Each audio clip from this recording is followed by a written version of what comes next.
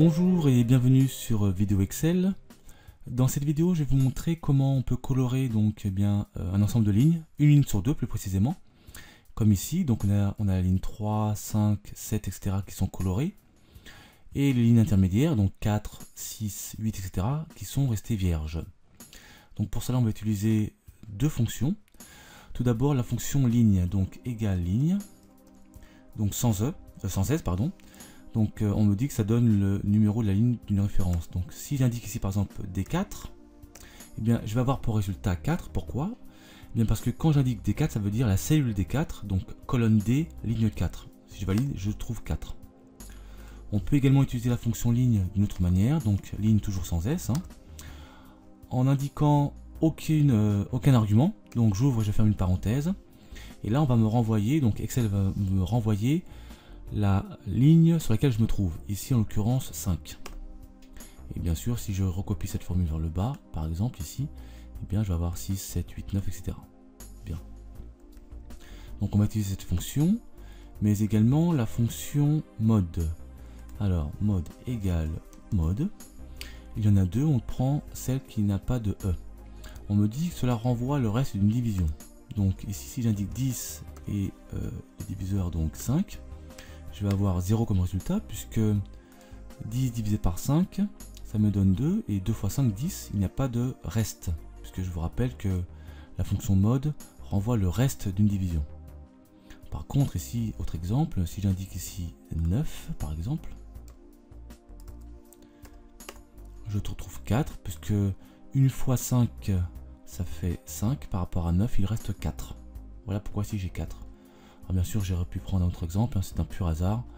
On va prendre un autre exemple si vous voulez. Ici, je vais mettre en argument, donc, eh bien, je vais mettre 3 et 2 par exemple. Voilà. Je valide. Ici, je trouve 1, puisque 1 fois 2, ça fait 2, par rapport à 3, il reste 1. Bien. Eh bien, on va utiliser ces deux fonctions, entre autres, mais également la mise en forme conditionnelle, pour atteindre notre objectif. Donc dans un premier temps, on va se passer ici en A2 et on va indiquer la formule dans sa globalité, puisque là je vous ai montré deux fonctions. On va les incorporer, enfin on va les, comment dirais-je, les cumuler entre guillemets. Donc on va donc écrire égale mode. Le premier argument, eh bien ça va être ma fonction ligne justement, sans argument à l'intérieur, et le diviseur sera eh bien 2, puisque à chaque fois que je ferai ceci, j'aurai 2 divisé par 2, ici 3 divisé par 2, et ainsi de suite. Donc je valide, ici je trouve 0, et si je descends, donc je recopie ma formule vers le bas, je remarque que j'ai 0, 1, 0, 1, etc. Effectivement, ici on a donc 3 divisé par 2, donc 1 fois 2, ça fait 2 par rapport à 3, il reste 1. Ici on a 4 divisé par 2, donc 2 fois 2, 4, donc il n'y a aucun reste, et ainsi de suite. Alors pourquoi je fais diviser par 2? Pour avoir à chaque fois justement 0, 1, 0, 1. Alors pourquoi?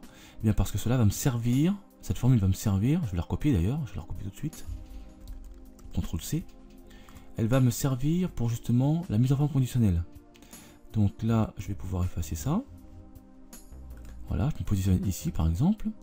Et je vais donc dans l'onglet Accueil, puis Mise en forme conditionnelle, Nouvelle règle.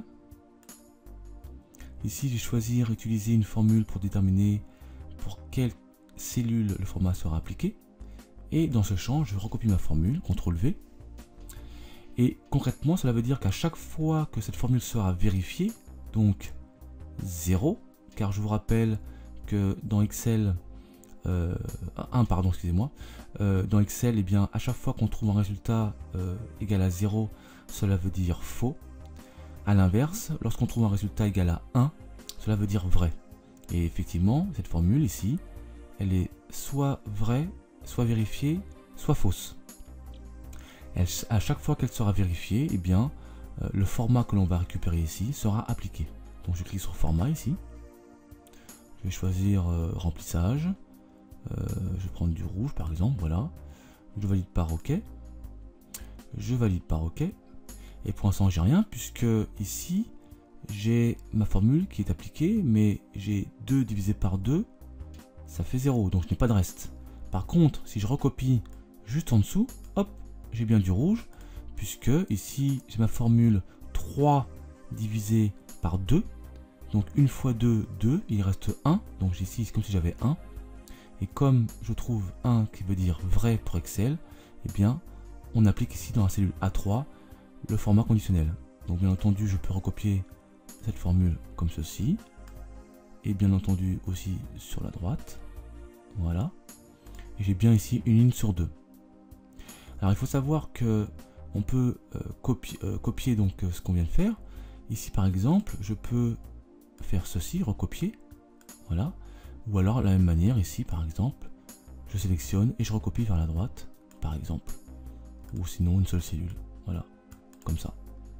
Et on a bien donc notre ligne colorée, une ligne sur 2, comme on l'avait souhaité auparavant. Voilà, cette vidéo est maintenant terminée, merci de l'avoir suivie. À très bientôt sur Vidéo Excel.